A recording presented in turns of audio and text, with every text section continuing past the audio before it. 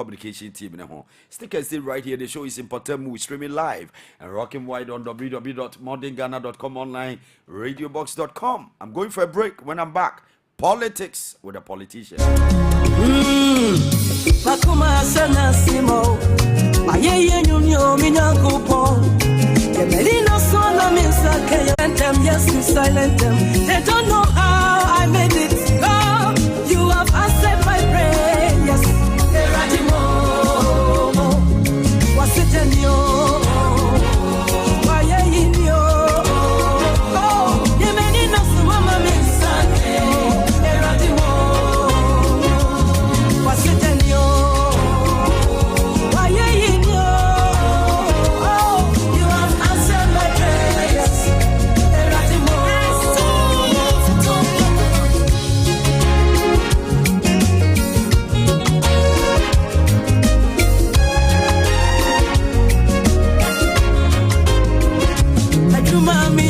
Many know, Shiraya many know.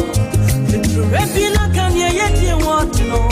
In the Minyamia, Mama Sru, Tipia Manya Jamina, Nanya Wui, and Yama what you, yet to Repina can yet you want to know. Atumyamia, Mama Sru, was it and you?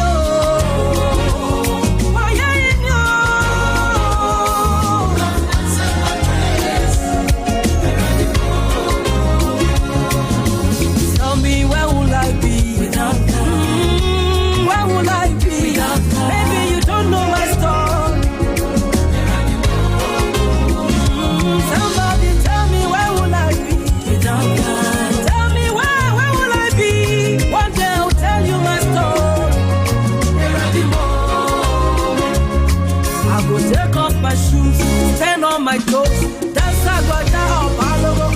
You have favored me so much. I will take off my shoes, stand on my toes. That's how I do. I already come up, dancer, come on.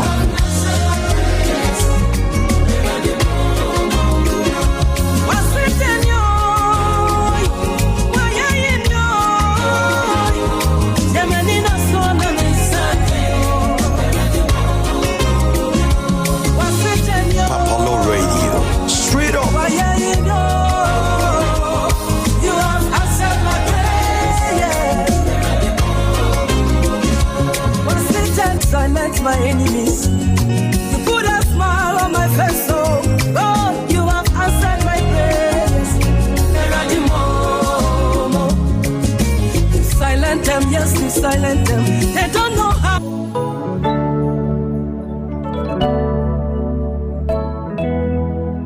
Washamie nyame ni ngosi nyinemu.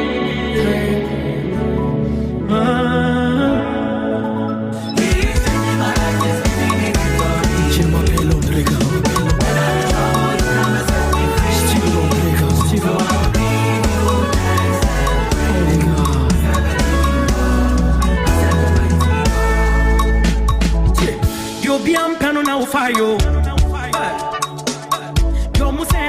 Yes, no. What's a me and you yam when you are seeing them? Me down, I see you. The you are yet, here I day. One man, you may was.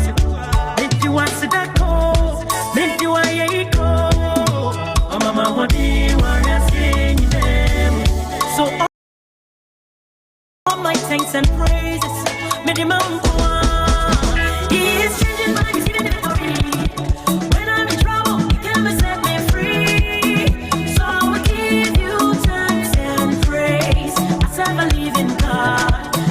Mighty God, come on, help me sing.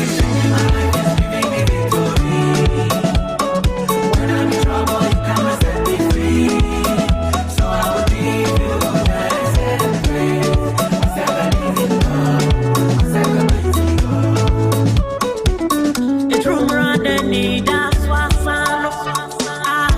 Then you them now, Pio. Oh, mommy, I want you, warrior, sing.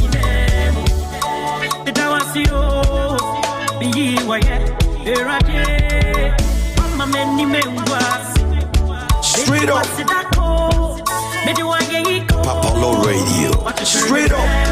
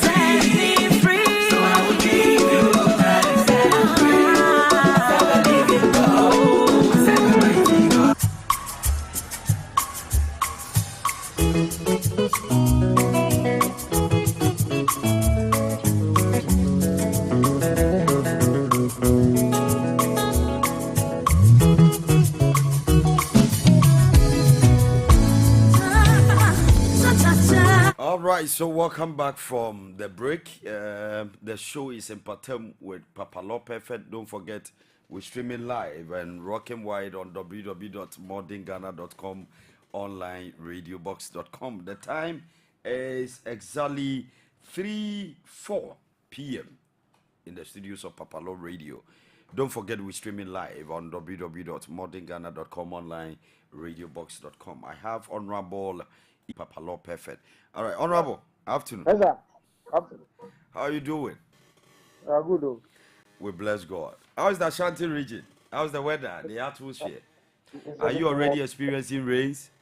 No. Yeah, we experienced rains 2 days ago, but yesterday the weather was very cloudy. Unfortunately, there wasn't a rainfall, but today the weather is very hot. Wow. The weather is hot. We thank God. What's happening in the CPP? What's happening? Yeah, we had a problem with our leadership. You know, the last next meeting we had, the next took a decision of removing all the national leadership and form an interim committee, which the national chair leader protested, and the case ended up in court. The court made a verdict on the fact that the IC is not qualified to sue the national chair and leader, meaning that the IC does not have capacity to sue the national chair and leader when it comes to day-to-day affairs management of the party. So the IC came back and had a meeting, and I think they are preparing to officially sue her, because initially it was the IC who sued her. Now the Central Committee themselves are sat in Kumasi and had a meeting and declared their support and to IC, and encouraged the lawyers of the party to go ahead with the legal issues and officially back them to continue. So that's what is happening now. But our prayers is that all these litigations will end up quickly so that we can get our party online towards the general election. Honorable, we're already in March. March is almost gone, and CPP is having these internal wranglings, internal issues. You are yet to even elect your presidential candidate. I'm sure you do the parliamentary at the same time. And how prepared is the CPP to rescue power? And then, how many parliamentary seats are you targeted so far? Yeah, because of the challenges we have, one main challenge we have is financial. We are not resourceful enough to be doing things in time. Sometimes we prepare our timetable, but because of finance, we have to postpone, redesign the plans and whatever. And then compounding it with these litigations that has been coming on.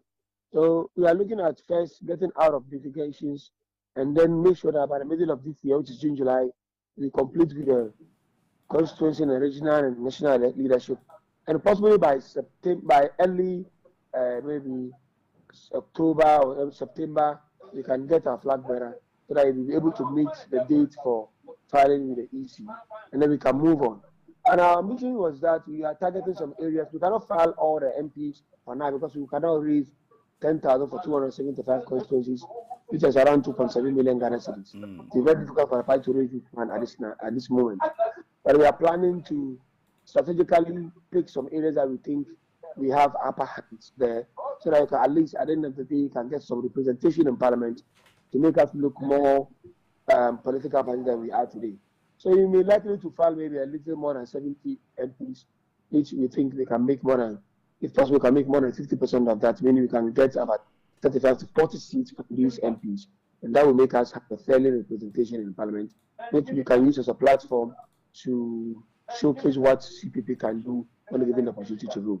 So these are our targets for now, depending on what will happen at the end of the year.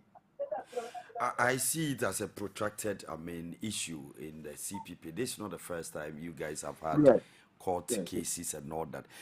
I want you to personally diagnose CPP and provide solutions. How do you see CPP and then solutions personally? Yeah, the problem we are encountering with CPP now is that we have a very weak grassroots. From the polling stations to constituency, it's very, very weak. People are not financially resourceful. They even look well organized. They are not strong. The membership are very weak. They are not committed members.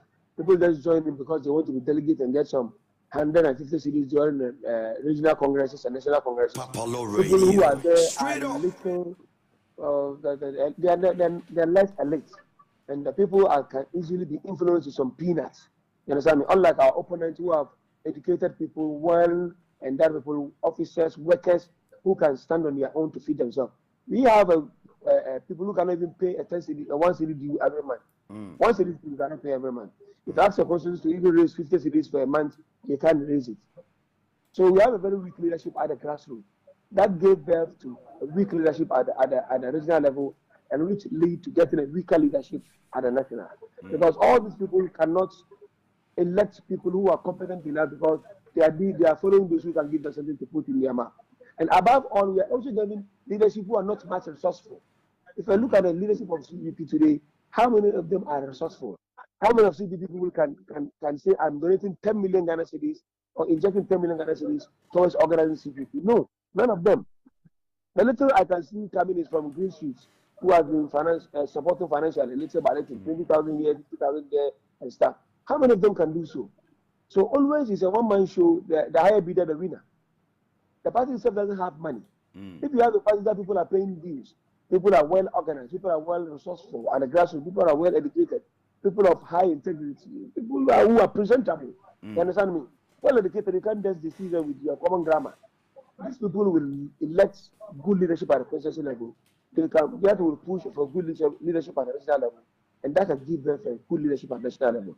But in our case, it's not like that. So always bring in some weaker leadership, end up litigating at the top level. Some of them are even, if you check, because they are not resourceful, some small things can give birth to fight. You understand me? Because the mind is not that much engaged with other activities. They are all at the offices and passing over invitation letters and stuff.